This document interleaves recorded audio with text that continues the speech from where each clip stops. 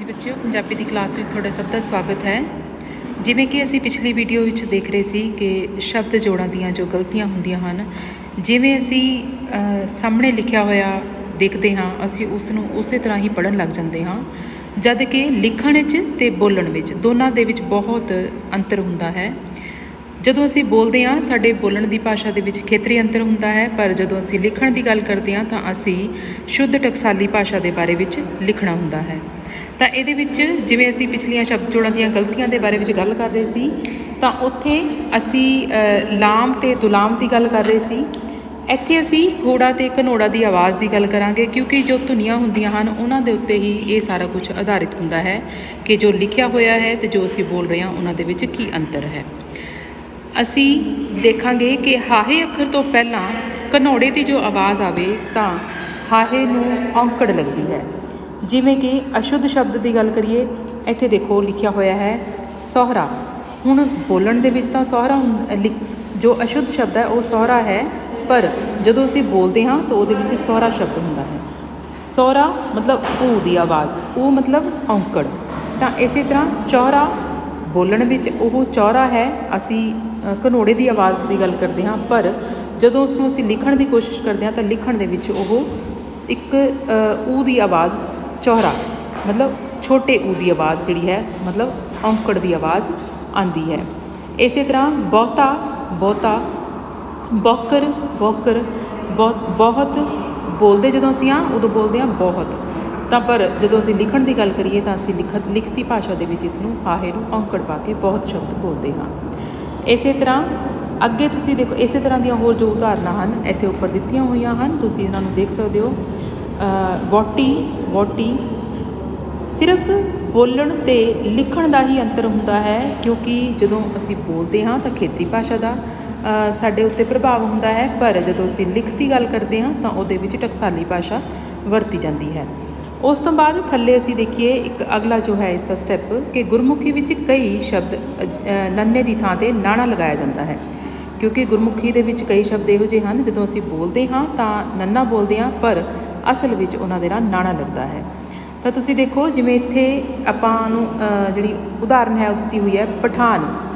ਪਠਾਨ ਅਸੀਂ ਜਦੋਂ ਬੋਲਦੇ ਹਾਂ ਤਾਂ ਪਠਾਨ ਬੋਲਦੇ ਹਾਂ, ਪਰ ਜਦੋਂ ਅਸੀਂ ਲਿਖਤੀ ਭਾਸ਼ਾ ਦੀ ਗੱਲ ਕਰੀਏ ਤਾਂ ਉਹਦੇ ਵਿੱਚ ਪਠਾਨ ਸ਼ਬਦ ਵਰਤਿਆ ਜਾਂਦਾ ਹੈ, ਲਿਖਿਆ ਜਾਂਦਾ ਹੈ। ਇਸੇ ਤਰ੍ਹਾਂ ਜਦੋਂ ਅਸੀਂ ਦੇਖੋ ਨੋਰਮਲ ਜਦੋਂ ਆਪਣੇ ਆਮ ਰੂਟੀਨ ਦੇ ਵਿੱਚ ਗੱਲ ਕਰ ਰਹੇ ਹੁੰਦੇ ਹਾਂ ਤਾਂ ਅਸੀਂ ਬੋਲਦੇ ਹਾਂ ਆਪਣਾ ਆਪਣਾ ਹਿੱਸਾ ਜੋ ਹੈ ਤੁਸੀਂ ਵੰਡ ਲਓ, ਪਰ ਜੇ ਅਸੀਂ ਸ਼ੁੱਧ ਭਾਸ਼ਾ ਦੀ ਗੱਲ ਕਰੀਏ ਤਾਂ ਅਸੀਂ ਕਹਿੰਦੇ ਹਾਂ ਆਪਣਾ ਆਪਣਾ ਹਿੱਸਾ ਵੰਡ ਲਓ। ਇਸੇ ਤਰ੍ਹਾਂ ਛਾਉਣੀ ਛਾਉਣੀ, ਆਸਨ ਅਸੀਂ ਕਹਿੰਦੇ ਹਾਂ ਆਸਨ ਗ੍ਰਹਿਣ ਕਰੋ, ਪਰ ਆਸਨ ਗ੍ਰਹਿਣ, ਆਸਨ ਦੇ ਵਿੱਚ ਵੀ ਨ ਆ ਰਿਹਾ ਹੈ, ਗ੍ਰਹਿਣ ਦੇ ਵਿੱਚ ਵੀ ਨ ਬੋਲ ਰਹੇ ਹਾਂ, ਪਰ ਜੇ ਲਿਖਤੀ ਭਾਸ਼ਾ ਦੀ ਗੱਲ ਕਰਾਂਗੇ ਤਾਂ ਆਪਣਾ ਆਸਣ ਗ੍ਰਹਿਣ ਕਰੋ। ਆਸਣ ਮਤਲਬ ਇੱਥੇ ਦੇਖੋ ਸਭ ਤੋਂ ਪਹਿਲਾਂ ਆਪਣਾ ਆ ਗਿਆ, ਫਿਰ ਆਸਣ, ਫਿਰ ਗ੍ਰਹਿਣ।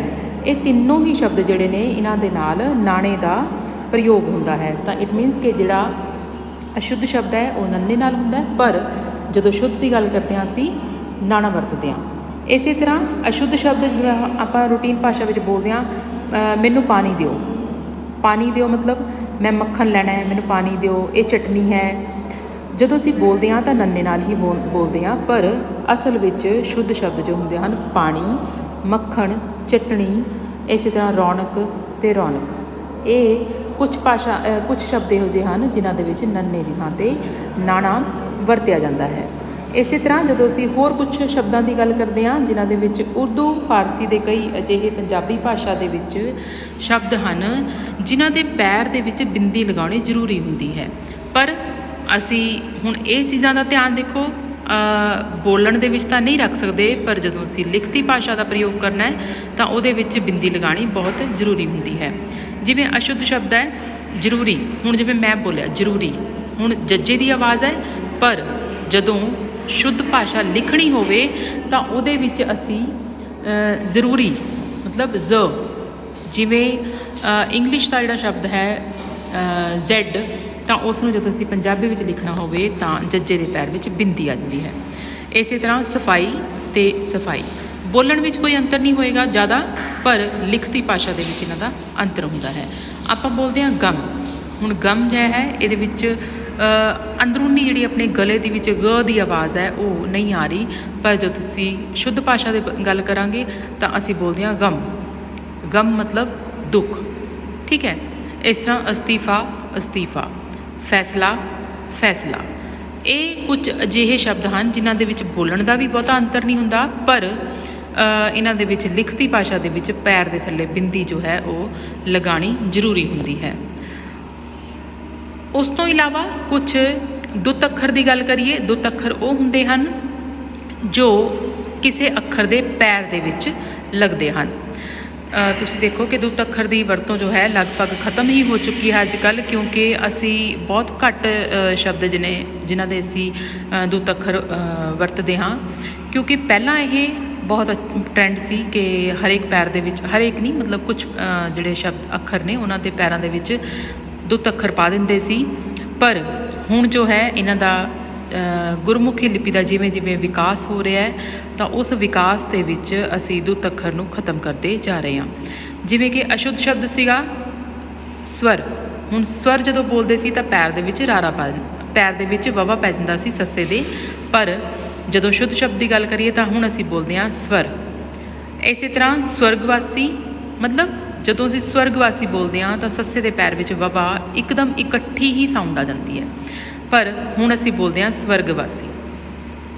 ਉਸ ਤਰ੍ਹਾਂ ਸਵੈ ਜੀਵਨੀ, ਮਤਲਬ ਜਿਵੇਂ ਸੱਸੇ ਦੇ ਪੈਰ ਵਿੱਚ ਦੁੱਤ ਅੱਖਰ ਜੋ ਹੈ ਵਵਾ ਹੈ, ਸਵੈ ਜੀਵਨੀ। ਹੁਣ ਇਸ ਨੂੰ ਅਸੀਂ ਇਕੱਠਾ ਹੀ ਲਿਖਦੇ ਹਾਂ ਸਵੈ ਜੀਵਨੀ। ਅੱਗੇ ਤੁਸੀਂ ਦੇਖੋ ਇਸ ਦੀ ਉਦਾਹਰਨ ਸਵਾਸ, ਸਵਾਸ ਜਾਂ ਸਵਾਸ। ਸਵੀਕਾਰ ਅਤੇ ਇਸ ਦਾ ਸ਼ੁੱਧ ਸ਼ਬਦ ਹੈ ਸਵੀਕਾਰ। ਈਸ਼ਵਰ ਅਤੇ ਇਸ ਦਾ ਸ਼ੁੱਧ ਸ਼ਬਦ ਹੈ ਈਸ਼ਵਰ। ਇਸ ਤਰ੍ਹਾਂ ਬੇਟੇ ਜੋ ਇਹ ਅਸ਼ੁੱਧ ਸ਼ਬਦ ਹੁੰਦੇ ਹਨ ਉਹਨਾਂ ਨੂੰ ਜਦੋਂ ਅਸੀਂ ਸ਼ੁੱਧ ਕਰਕੇ ਲਿਖਣਾ ਹੋਵੇ ਤਾਂ ਅਸੀਂ ਸ਼ਬਦ ਜੋੜਾਂ ਦੀਆਂ ਗਲਤੀਆਂ ਨੂੰ ਧਿਆਨ ਵਿੱਚ ਰੱਖਾਂਗੇ ਕਿ ਸਾਡੇ ਤੋਂ ਕੋਈ ਅਜਿਹੀਆਂ ਸ਼ਬਦ ਜੋੜਾਂ ਦੀਆਂ ਗਲਤੀਆਂ ਨਾ ਹੋਣ ਜੋ ਸਾਡੀ ਲਿਖਤੀ ਭਾਸ਼ਾ ਦੇ ਵਿੱਚ ਸ਼ਾਮਿਲ ਹੋਣ। ਤੁਸੀਂ ਇਹਨਾਂ ਨੂੰ ਚੰਗੀ ਤਰ੍ਹਾਂ ਪੜ੍ਹੋ। ਜੇ ਤੁਹਾਨੂੰ ਇਹਨਾਂ ਵਿੱਚੋਂ ਕੋਈ ਵੀ ਚੀਜ਼ ਸਮਝ ਨਹੀਂ ਆਉਂਦੀ ਤਾਂ ਫਿਰ ਤੁਸੀਂ ਇਸ ਨੂੰ ਕਦੀ ਵੀ ਜਿਹੜਾ ਹੈ ਉਹ ਪੁੱਛ ਸਕਦੇ ਹੋ ਮੈਨੂੰ। ਧੰਨਵਾਦ।